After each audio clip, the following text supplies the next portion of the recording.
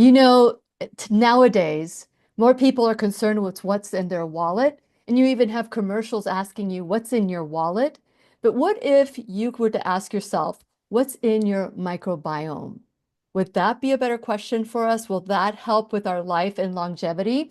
Well, today in the classroom, we will be learning with our beautiful medical hurricane, which is what she affectionately calls herself, which I think all of us call her because she is such a trailblazer. Sabine Hazan. She's a doctor of she's a gastroenterologist, a microbiome researcher. I have to read all this because I'm going to ask her to talk even more about it. Microbiome researcher.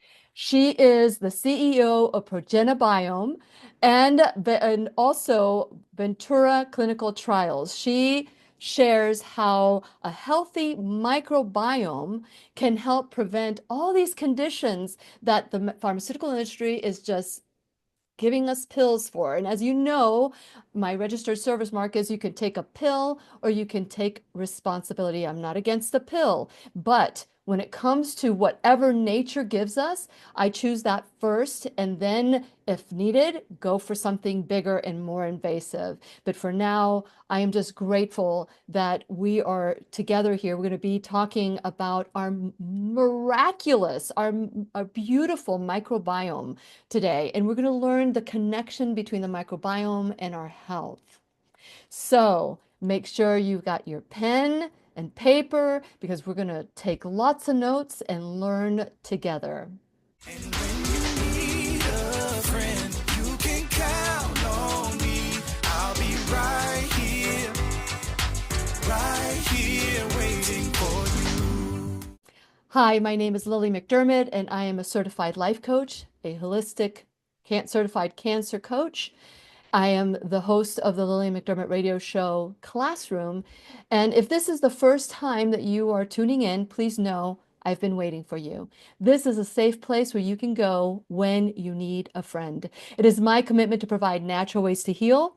And it is my mission to make responsibility, truth, a part of our everyday life. And I'm so grateful that today we're going to be learning together because it is our sole purpose in life to give and receive love and knowledge. And I am grateful that Dr. Sabine Hazan is here to do just that. Welcome, Dr. Hazan, to the classroom. I'm so grateful that you're here.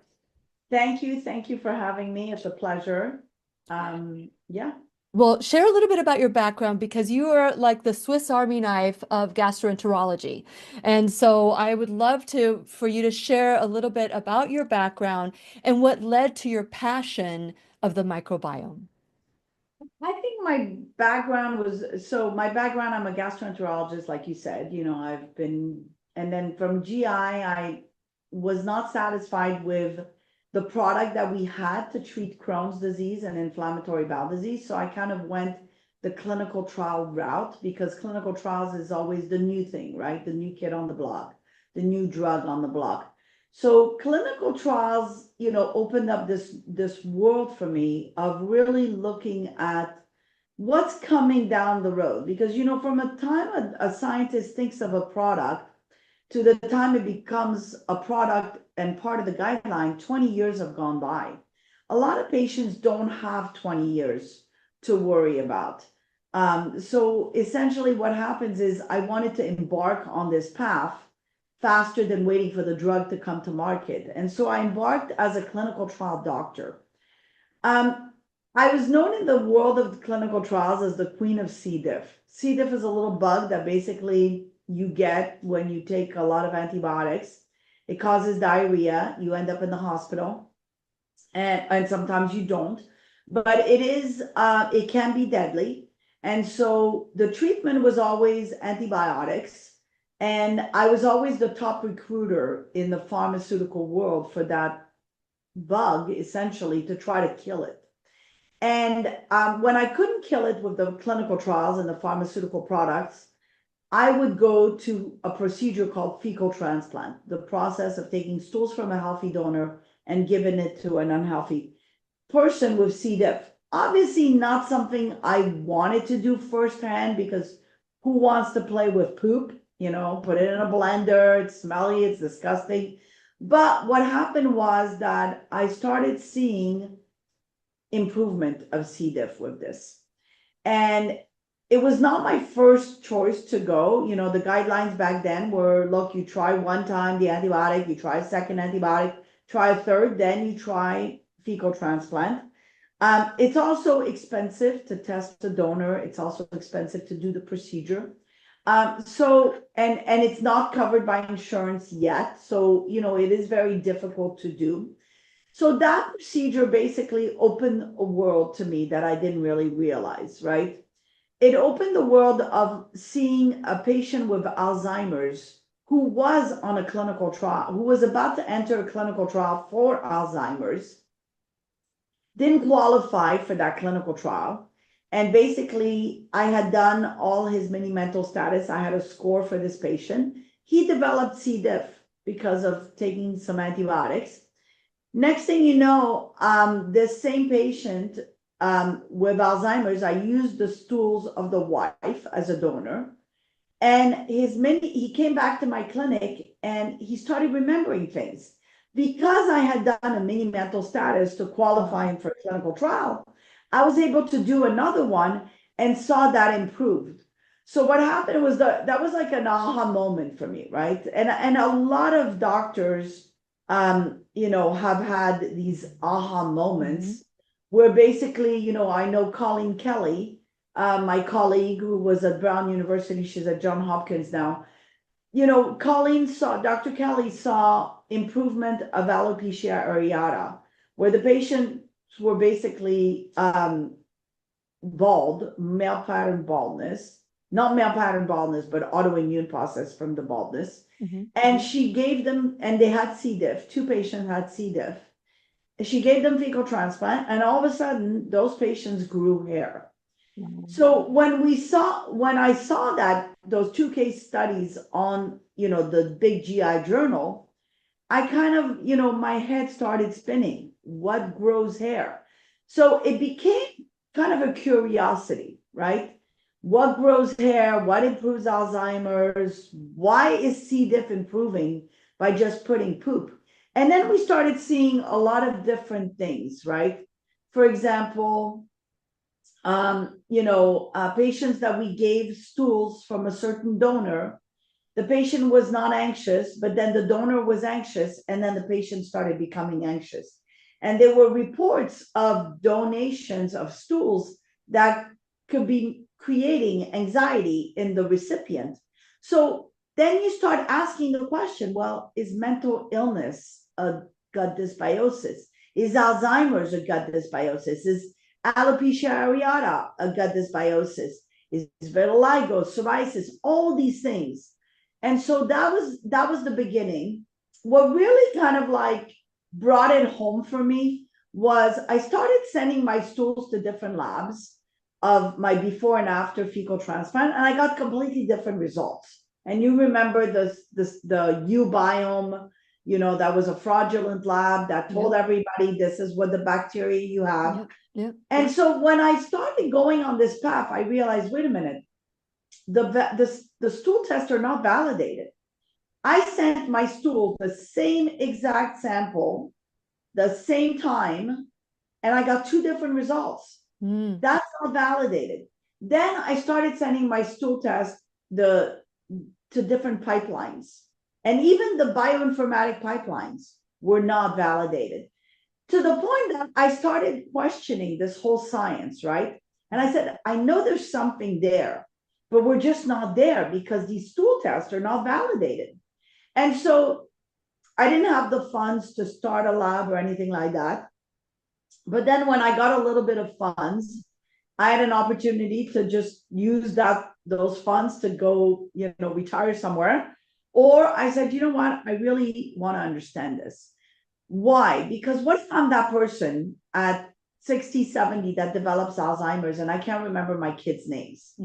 Shouldn't I figure it out now while I'm still of sound mind to help me in the future? And so I asked my husband, I said, I want to buy a machine and develop a lab that's going to cost $500,000. Can I do it? He's like, your money, you do whatever you want, honey. So I'm very thankful that I have a supportive husband. So this path was basically started for me because it was basically working with doctors like Dr. Feingold, who had isolated a microbe for Alzheimer's, working with doctors like Dr. Barodi, who was the father of fecal transplant. And so all this kind of like brought me to this path of trying to understand the microbiome. So I went from doing clinical trials of pharma to really trying to understand the microbiome. And for me first, right? And so COVID hit, and here we are, because of all the data we showed and all the work we've done. So here Well, we you are. guys have done a real wonderful job, and I love calling you a medical hurricane because you are, and there are some, when you set ablaze, you sometimes have the arrows on your back, and you certainly have taken a stand, and I am so grateful that you are here today to discuss and share your wisdom with my audience. I want to tell you that the first time, I think it was probably 2016, 2017, when I first heard of fetal microbiota transplantation, and it was from Dr. Perlmutter, who he had been on my show Sure, many times, and he sure, was talking about this. And for me, it just didn't make sense. It made sense with the microbiome. That made sense. But where are you getting this poop from? Where are you getting this right, this right. and he was saying, "Oh, they're getting it from college students." And I'm like, "Oh no, that's not good. Are they testing it?" And so it seems like when something is new, people just join it and they don't even question. They're Cor- just excited about the anecdotal evidence, but they don't Correct. question. So what are you doing They don't different? question the consequences. And They that's why don't. I stepped into this, okay? Because you're right, college students. But here's the thing, I'm in the clinical trial business. I've been seeing over the years what patients do to try to get into a clinical trial for money, right? Because these clinical trials pay money, right? And what happened was I would have patients come in saying they had psoriasis, and this psoriasis, because they saw the price tag was, we pay $2,000 for a psoriasis patient. So the same thing here, when you have a donation of stools, right? And you have a patient getting paid $500 to give stools to a lab, and that stool is supposed to be used to help other patients. Yeah. Thing, are you really capturing people that are honest about what they sign on the questionnaire? For example, they ask these college kids, have you traveled in the last year? Most kids, they can afford college, they can afford travel, they all go on spring break somewhere. Yes, of course they travel. So the fact that they're writing no, that's already, I wonder about so there's other questions. Are you suicidal? Are you drinking alcohol? Are you using drugs? $500. They don't So see. they can buy more drugs and drink alcohol. That's the thing. So they get tested, I'm pretty sure, for drugs. I hope, anyways, that they get tested for drugs. And they do get tested for HIV, hepatitis, and all sorts of stuff in the stools. But there's a component of mental illness that they're not tested for. There's a Mm. component of past medical history that they're not tested for. There's a component of maybe they have a disease and they don't even know that they have a disease. Here's my biggest problem. When you don't understand the microbiome and you're taking stools from a healthy donor that you think is healthy, but what if that person has colon cancer and you don't even know they have colon cancer? Mhm. What if colon cancer is a microbe and you're passing that microbe into another person? You know what I mean? Yeah. So that makes me question, well, shouldn't we understand the microbiome better Mhm. before we jump into, hey, let's just sell poop in a capsule?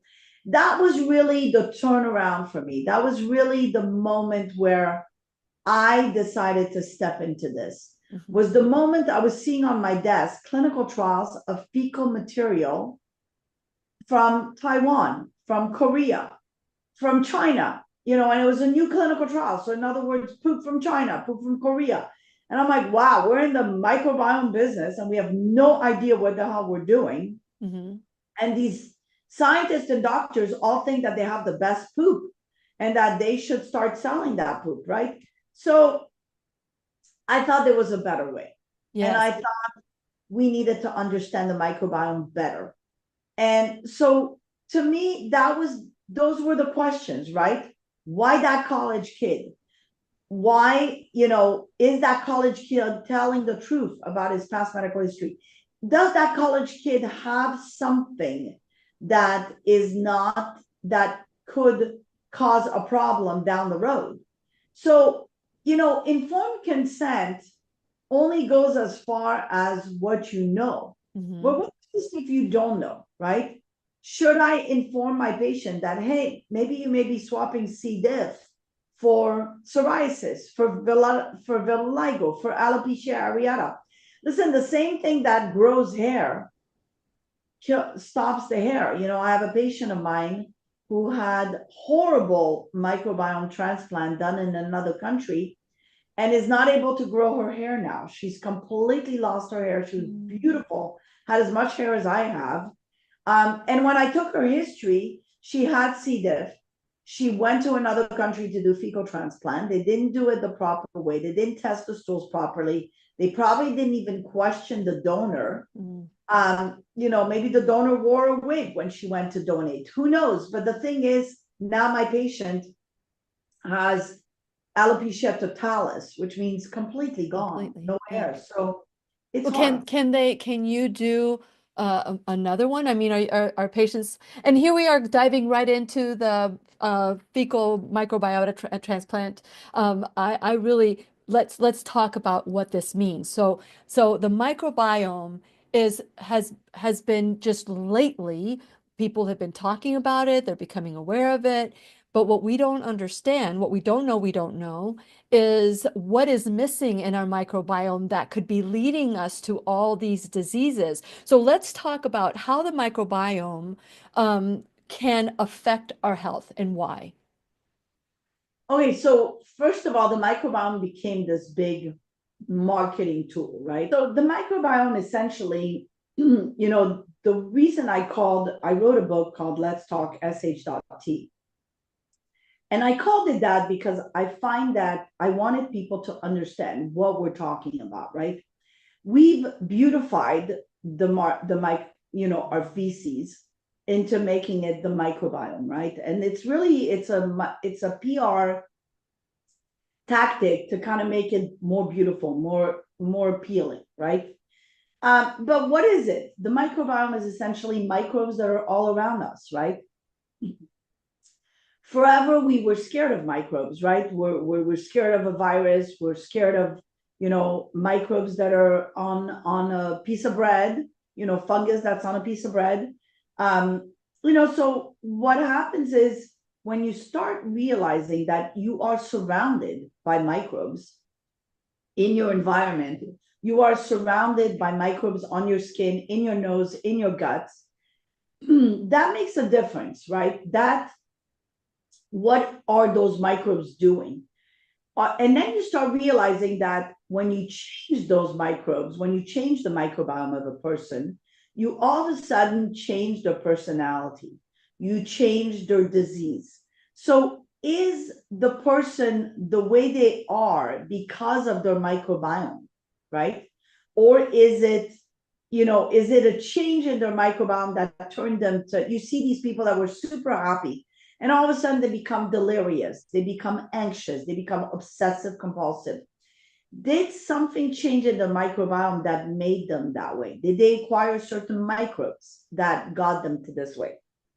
So the light at the end of the tunnel for me with the pandemic was actually the beautiful realization of the microbiome, right?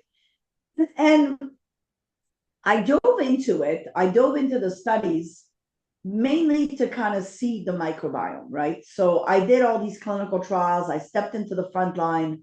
I started collecting stools at the beginning when no one was collecting stools because I said, I want to see if I can find COVID in the stools first.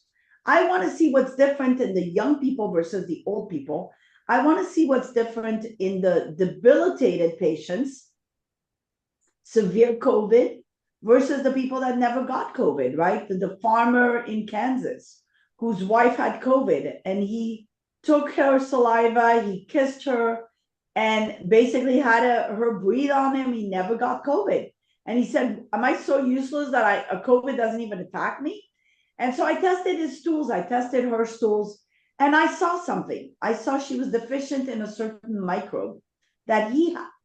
He had it because he was basically outdoors. He was playing with the cow poop. He was playing with, the manure. He was playing with, the trees and the ground and everything. So he's out there in the environment. He's exposed to a different microbiome than she is in a classroom as a teacher, exposed to kids that are constantly sick. And in fact, when you start looking at kids in a classroom, they are more sick than kids that are in the garden, that are going outdoors, that are playing outside, right?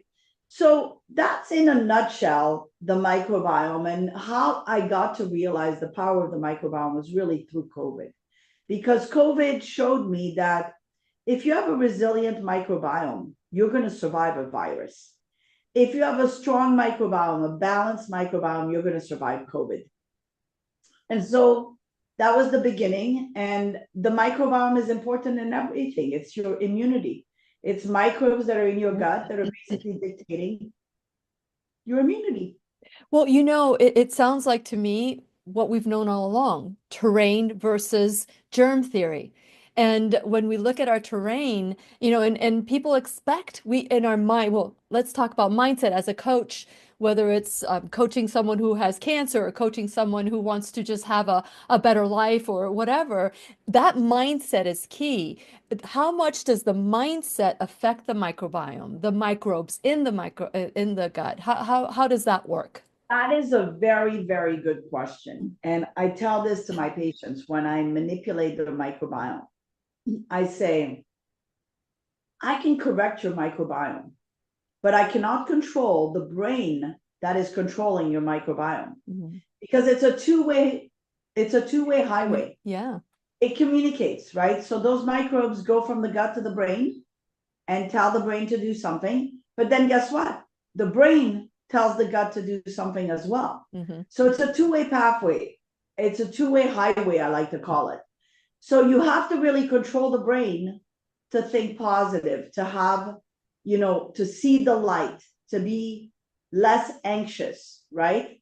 And you also have to correct your gut to not eat the same foods that you were eating that was killing your microbiome, to not drink the amount of alcohol you were drinking, to not use the drugs you were using that are killing your microbiome. So it's really a lot of work. It's not that straightforward. And you're absolutely right. When we did our study on anxiety and the microbiome, I did like 52. I wrote 58 protocols during the pandemic. Wow. On the microbiome and different diseases. One of them was anxiety. We started questioning all our patients that we saw in a GI clinic with anxiety, and we did what's called the GAT questionnaire. Okay.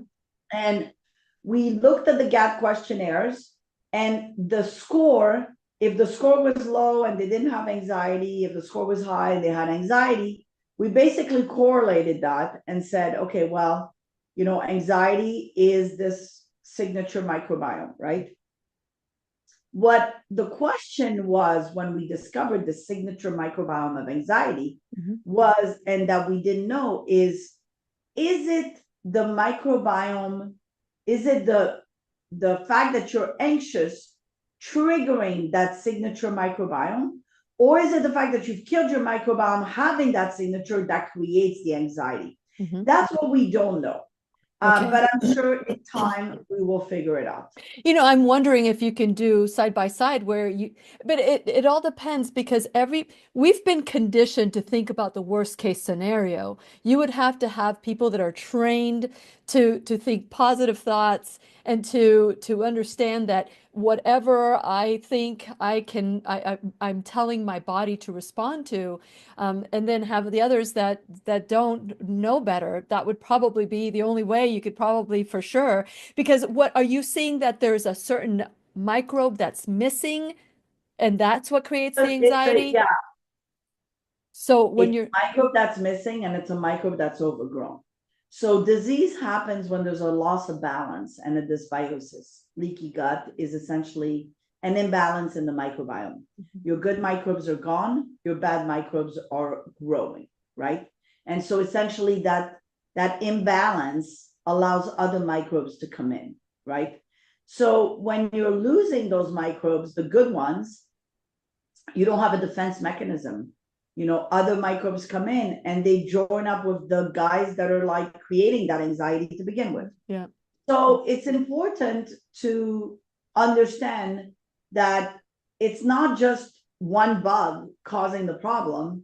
It's that one bug causing the problem because you're losing bugs that didn't suppress that bug, right? yeah, It's all that. It's check and balance. okay. It's that balance. Okay, So okay. So with that in mind, have you been able to isolate the microbe that's missing for Alzheimer's, the microbe that's missing for Parkinson's, the microbe that's missing for anxiety? Is it that simple that we could just replace that bug and then have everybody happily ever after? um it can be that simple, but it's not. Okay, It's because we're all different. okay. And because we're all different, we're all lacking different and we're all different from different regions of the world. So remember, you came from somewhere where your family gave you your microbes, right? Because grandma kissed you, mom delivered you. So microbes are passed on from family to family. Also, you ate the same foods as your family members, right? So you develop microbes that basically have adapted to a certain lifestyle, that is different than someone from Mexico or someone from Venezuela or someone from the Amazon jungle or someone in the Amish country or someone from Africa. So when you look at the world, you look at different regions and you say, wow, it's interesting that the people in China, they eat a certain food and it's fine for them, right? But then I eat that food and I get sick. I'm getting diarrhea. Why? Because I've never been exposed to those foods, right? Same thing with the Amazon jungle. I can go into the Amazon jungle. I'll probably get sick because I'm more of a sterile environment, right? So that's so when we talk about, signature microbiomes, we have to realize, yes, there could be a overall generalized signature microbiome to anxiety. That's what we showed. But the thing is, it needs to have bigger studies, bigger population to say for sure, yes, this is the signature for anxiety. And at least it gives us a marker to say, okay, well, anxiety is like this. Now I'm going to try this product or this formula, and I'm going to try to see if that marker changes, right? So for the first time, we now have a marker. However, when you start thinking about correcting that marker based on that loss of microbes, you also have to consider the individual in his individual world and say, okay, maybe he's not working, maybe it's not working, this formula on him. It worked on someone else, it's not working on him. Because maybe that microbiome, he's missing other microbes that are part of his region, part of his world. Now, we live in a world where everybody, wants this globalization, right? I'm not so sure globalization is the right thing, right? Because how do you determine which is the best microbiome? Are you going to give the microbiome of someone to everybody? And then you're globalizing, right? Is everybody supposed to be looking like a bunch of robots? I think globalization to me is the killing of the microbiome. I think we need to keep our diversity in different regions, right? So Africa has a certain region, Spain has a certain region. We need to keep that diversity. When we change, when we globalize, and we certainly have seen that, with Kiribati, the Christmas Islands in the Pacific, where they've given them foods from America, chips, Coke, and then all of a sudden that population is no longer eating the vegetables of the area. And now they're starting to gain weight from the chips and the Coke and all the foods from America that is like over, over preserved Hmm. and frankly junk food. So now they're not doing. So now what happens to that population? That population starts gaining weight. That population is morbidly obese. That population is diabetic. That population is dying younger. So that's the perfect model, right? Dr. Goran in USC did those studies of showing how the impact of globalization affects the doesn't affect the microbiome, but affects the predisposition to diabetes and obesity. Yeah. We would take it a step further is that we, in our attempt to globalize we've changed our microbiomes and then have created the obesity and then have created the diabetes. And that's what unfortunately happens. You know, it's interesting. So what I'm hearing you say is that when people are having processed foods, it will affect their microbiome. It will affect it. It's not going to be as good as it could be when people So are eating processed foods. I think what I'm trying to say is really the making a difference. So in other words, changing your adaptation. You go from eating vegetables, healthy fish, and you're hunting for your food and etc. And now you're eating foods with preservative, Yeah. right? Yeah. That change is really what affected the microbiome, Got it. right? Got it. However, you will see, and that's why I'm very cautious in how I talk about preserved foods, because there are people that are extremely healthy. In fact, I have some of my donors have the worst diet you could ever possibly think of. And you ask yourself, well, why did you pick this donor? He has the worst diet, but his microbiome is completely balanced and he changed the path of a disease for a patient. So obviously, to me, that's like a super donor, right? So that super donor doesn't eat to my standard, right? Like no vegetables, nothing, junk food, really. Here's what happened. That family, that kid grew up in a family where they ate junk food. And then before that, so there's an adaptation that occurs and there's a resilience that occurs. We underestimate resilience. Resilience is adapting, it's surviving, it's evolution. To me, I prefer a resilient microbiome to a microbiome that's, sterile and doing everything the right way and eating everything the right food. So obviously, as we change these microbiomes, you don't want to get them into a, junk food. You want to get them into a perfect diet to Yeah. get them on the right path with a new microbiome. But I gotta tell you, a lot of them, the microbiome that we transplant, I think we're going to be publishing on that because I'm seeing a lot of data on this where, the microbiome that you get dictates what you're eating. Talk about, case of a patient that was suicidal, psoriasis, C. diff, chronic UTI, did a fecal transplant on him. The woman loved orange juice. And then my patient starts drinking gallons of orange juice every day. And by the way, better on his psoriasis, better on his UTI, better on his suicidal ideations, better on his C. diff gone. Wow. It's been 4 years. I've not seen him. I used to see this guy once a week. Wow. And by the way, it was so hard to find C. diff in this guy. I was convinced he had C. diff. He had that smell. You see enough C. diff in your life, you start smelling C. diff. You start playing with stools with C. diff, you start smelling C. diff. And same thing with COVID. You know how they have those dogs that pick up A sense. COVID or those Yeah. dogs that pick up C. diff. That's become so I can go into a bathroom and tell you somebody with COVID came in there. So, but this is why I think we need to look at the microbiome. We need to look at COVID in the stools. We need to look at, the stools more importantly, right? So this patient, I was shocked that he improved, and it took us 11 tests, conventional tests. Right now for C. diff, it's PCR testing. It took us 11 tests to prove that he had C. diff. 11. It's incredible. I Wow. knew I was not quitting. I was like, no, I'm sure you have C. diff. I'm sure you have C. diff. And then finally on the 11th, 12th, and 13th test, he had C. diff. So, even C. diff is not that simple, right? And, and then here's another case, metastatic mesothelioma, grandma. We did fecal transplant with the FDA, it was an IND with the FDA. We gave the grandson's poop.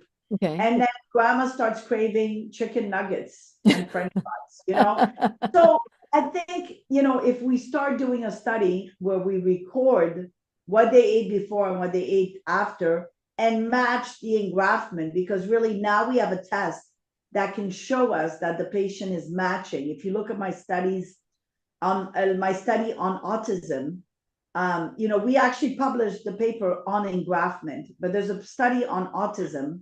And the study on autism basically showed that, the kid matched his sister. So that's the process of engraftment. So when you show engraftment and you can show that there's a change in the diet that occurred, now you've got the gold. So that's hopefully one of the studies that I want to be doing in the future. This is amazing work that you're doing, because I mean, you're talking about autism, you're talking about dementia, you're talking about, other conditions. I mean, I know so many people, unfortunately, that have so many conditions, maybe because they've been compromised with the current pandemic, and they have chosen synthetic means to protect themselves. And so, did you see how I had to say that in a roundabout way? But I think you know what I mean. But we compromise ourselves with things that are not of nature, because we trust the white coat. And I always call it the white coat trance. We hear and obey, but we don't question. And one of my mission in life is to help people learn to question and say, well, that doesn't make sense, because that same microbiome, that microbe that I have in my gut that's sending signals for I want pizza or terrorists, it's like that same thing that's being sent to my brain is also, saying that I can choose something else for myself. That same thing. And so when you're talking about when I first started talking about fecal transplantation, microbiota transplantation, I thought, why not use the poop of a baby? Don't the babies have a resilient microbiome that they got from their mom? They're like pristine, they haven't been Yeah. touched. Have you So, done any studies on that? yeah. So babies have a lot of bifidobacteria. Okay. Mm-hmm. It's as we age, we step away from the bifidobacteria and we gather other microbes that help us absorb calcium, help us absorb B12. So as we age, can we do a reset with a newborn microbiome? Maybe, I don't know. I don't know that that would be the answer to fixing a person, down the road that's already well developed in their microbiome. You know what I mean? You're taking a newborn, which is, I'm going to compare it to a building, which is the foundation, right? Okay. And then that foundation is built, and then the building kind of climbs up with different floors, etc. Now you have some mold in one of the floors. You can clean up the mold and fix that floor. You don't necessarily need to kill the whole building and restart with a new foundation. You know what I mean? Because that building already has what it looks like. So as we age, we develop microbes that we acquire through life, right? That make us who we are. I don't know that you want to go back to that newborn, from the beginning, when you've developed what made you who you are. Yeah. So I would say kind of, we need to be better at figuring out what microbes are missing in that person. Yes. And then changing the microbes, but not necessarily changing the microbes, but maybe giving it the nutrition to rebuild those microbes that were there. So I think that's the future that I'd like to see, is understanding what nutrients feed what, right? Yeah. Yeah. We discovered during the pandemic that vitamin C increases bifidobacteria. Okay. We also discovered vitamin D increases bifidobacteria. You know, when you start looking at the importance of vitamins, which we get from our foods, you start understanding, well, you can't have bifidobacteria, which is the basic of your immunity, the beginning, what babies have, right? If you don't have vitamin C, if you're depriving bifidobacteria, you know, of course, bifidobacteria also needs sugar because that's its function, right? So it needs sugar, it needs water, it needs vitamin C. So it needs a lot of things to kind of continue, Mhm. right? Yeah. So when we lack it, we can't take on the sugar anymore because we don't have the microbe anymore, right? Yeah. So Yeah. I think it's important to know how to rebuild these microbes without having to without having to demolish the whole structure that made you you. I have like, you know, celebrities, I have, you know, producers that have an incredible brain in that they memorize things super easily. Hmm. I don't necessarily want to change that brain that memorizes things super easily. So I'm very cautious about doing fecal transplant on these people because they've reached a certain level of capacity where they are at functioning. So I don't want to be changing them to someone that I don't know may not be as Yeah. memorized, you know, Yeah. as accomplished. So I think we're going to come to find out that even intelligence, IQ, is really the microbes that are in your gut. Wow. You know, is a certain population, you know, driven and academically, you know, better because of their microbiome, you know, all is intelligence linked to the microbiome, you know, is the ability to do arts linked to the microbiome, is the ability to build buildings linked to the microbiome. You know, you think of the architect, the singer, the artist, the comedian, do they have a specific microbiome in them that makes them who they are? And do we really want to change that microbiome? Then they can be, so there, it's more complex than we think, and Yeah. that's why I was not in charge of, you know, of creating humans. God was. I try to stay as humble as possible, and my job is really to ask Well, questions. I will tell you that if anybody could figure this out, it would be you. I want to take a little moment here and talk about the website whenyouneedafriend.com. I want to encourage you guys to go to whenyouneedafriend.com.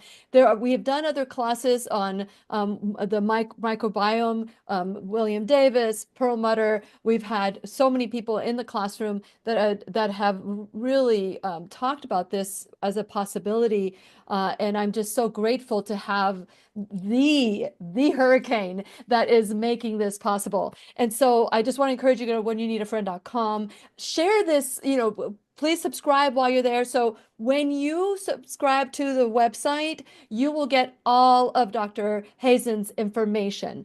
So you just have to click on her name, click on her foundation. You can click on her Progenabiome .com. You just click on the and it'll take you there. Also, I want to encourage you to check out my sponsors. Support them the way that they're supporting the classroom.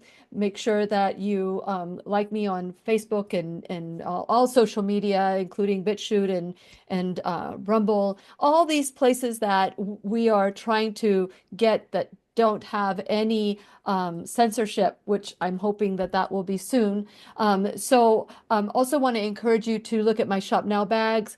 These are Lilly approved products from head to toe, including pain management that is with microcurrent, things that will bless your body as opposed to will alter who you are.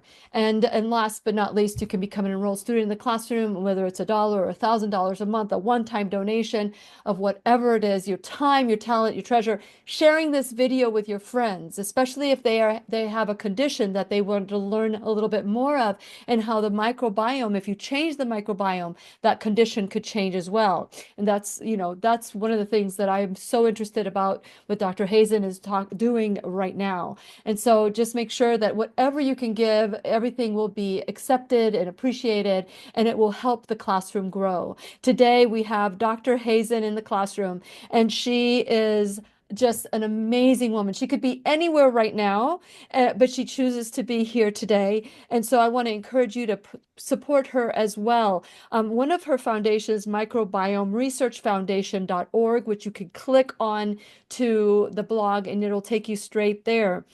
But share a little bit about, um, how can you get a clinical trial? Can anybody go to you and ask, let's say they have Alzheimer or maybe at the beginning stages of Parkinson's, how involved have you gotten with your clinical trials and who could you use right now? What could you use right now from us? So, we have 58 clinical trials on the microbiome and diseases, various diseases, Alzheimer's, vitiligo, alopecia, psoriasis, etc. And from these clinical trials, essentially, we encourage patients to test their stools. So they have two options. They can co-share with us, where they can pay for half of the stool test, and the foundation pays for the other half. And therefore, we give them some ideas of how to optimize their guts in the meantime until the data is more and more settled. I don't want to say the science is settled, because science is never settled. But until we see more clearly, until we learn more, we've learned a lot of things. We've learned that, if you have bifidobacteria, then, in your gut, you probably want to supplement with vitamins, vitamin C, vitamin D, to just embellish that, to increase that. We've learned the right foods to eat. We've learned the right yogurts to take, etc. So we encourage you to join us and to take on these studies and participate and help us pay for the stool test. If they cannot afford the stool testing, because unfortunately these genetic testing are expensive. It's a 2-week process by a technician, and it's in a lab, and the reagents are extremely expensive, and they just increase the price by 10%.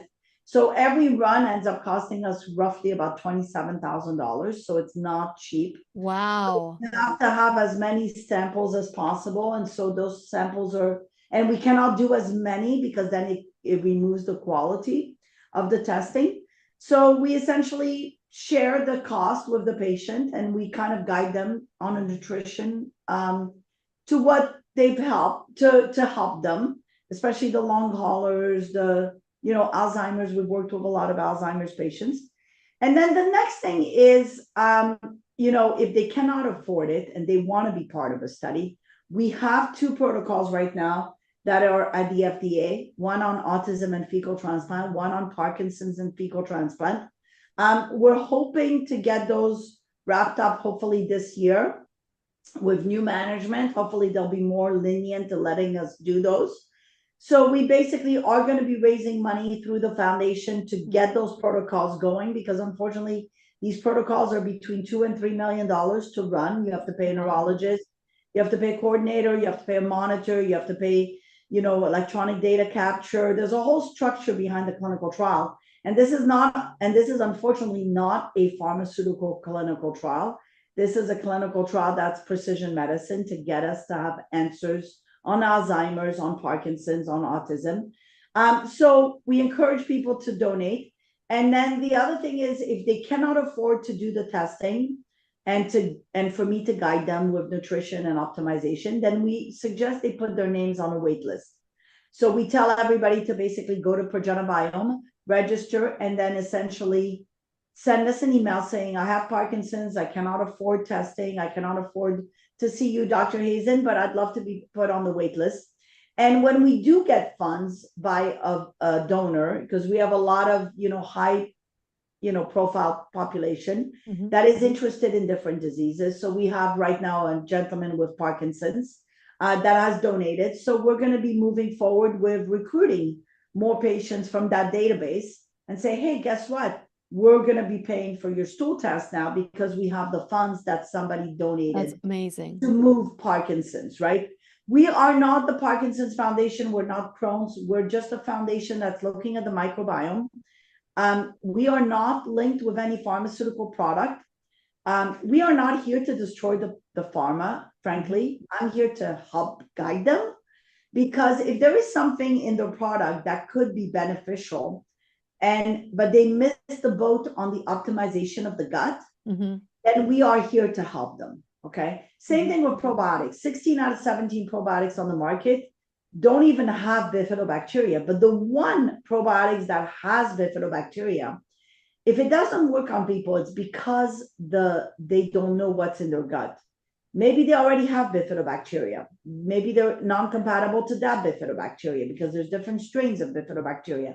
Maybe the nutrition that the patient is eating is killing the bifidobacteria from that probiotic. So we are here to help the probiotic industry. We are here to help the pharmaceutical industries to get better. You know, we're in a new frontier right now. We're Yeah. not here to destroy anybody, okay? But we Right. are, but I'm not one person that's going to stop my train because people are trying to slow me down.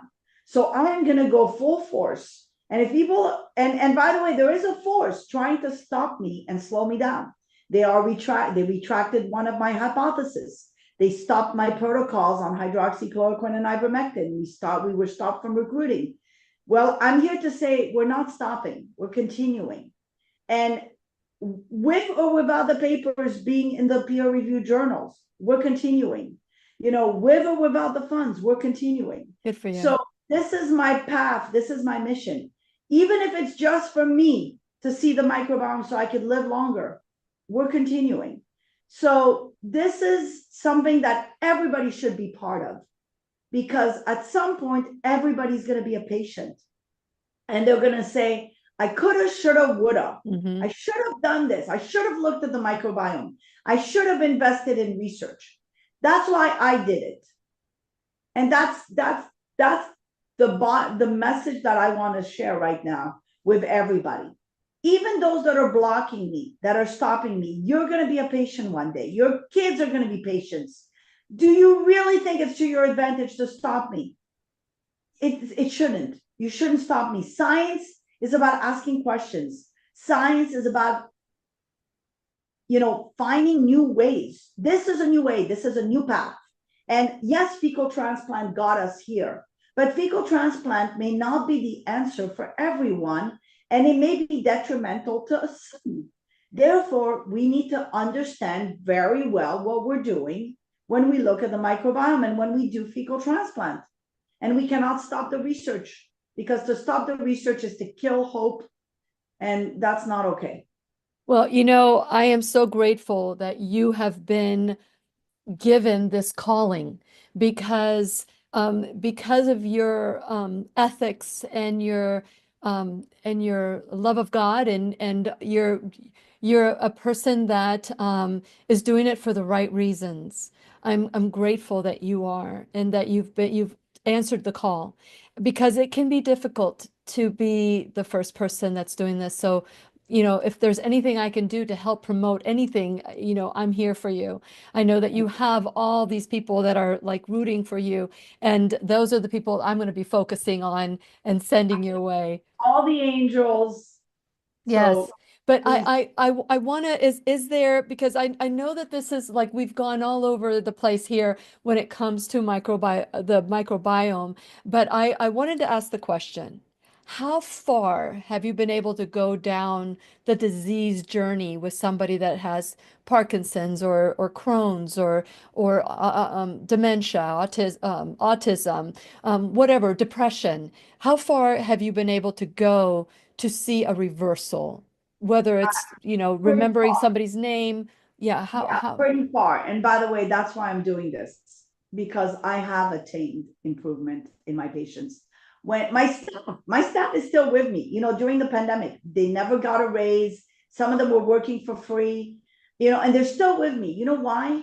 Because I didn't lose anyone during the pandemic. No one died on my shift. People with oxygens of like in their 70s at home, we treated them and they didn't die.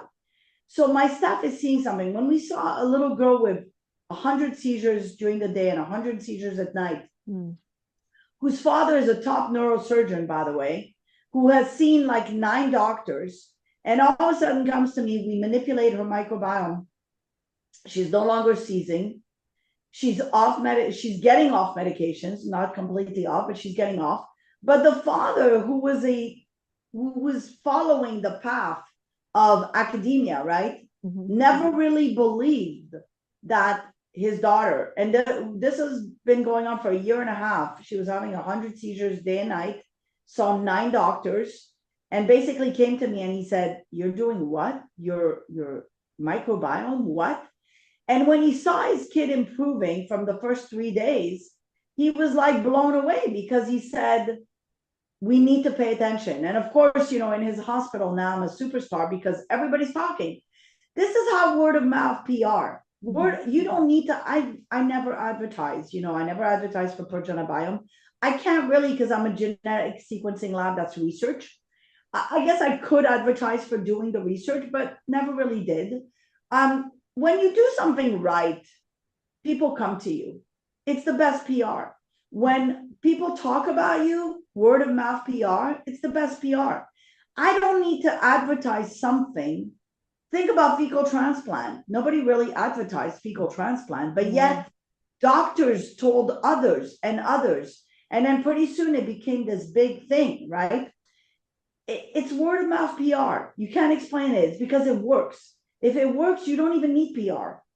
It's things that don't work that need PR. Think about the probiotic they're selling you. Oh, I've got so many questions that I wish. Instagram, Facebook, you're seeing these. If it worked, it would not need Facebook or Instagram, right? That's right.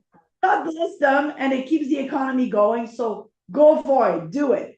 But the reality is, something that works does not need PR. Yeah, well, I would love to follow up this, because I do want to go deeper into the disease process and how we could reverse it. Because if the pharmaceutical industry had a solution with a pill where you didn't have to take the pill anymore, that would be one thing. But I don't think that there's one pill out there that you just start and finish and don't have to take it again, that doesn't create another side effect or another problem. And so, again, I'm not against the pill. I am for doing everything you possibly can naturally. And then if you need to, do that. But I would love to invite you back, and we can talk a little deeper. And I love what you're doing. I want to thank you for the work you've done, for helping so many during the COVID crisis to learn some of the protocols. But I still have so many questions for you that I love someday to be able to do again. So thank you so much. Once again, all the information for Dr. Hazan is in the description. There's also in the blog. Please learn more about this, because this could be a change in your life that nobody has ever told you about. So I'm hoping that today is a life changer for all of us.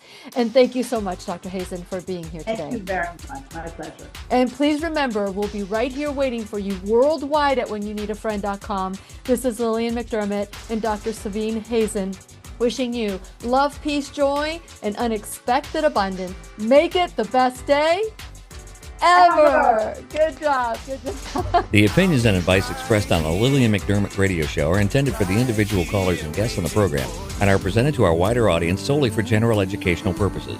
Please act responsibly and consult personally with your own medical, psychological, or nutritional expert before taking any steps to improve your life.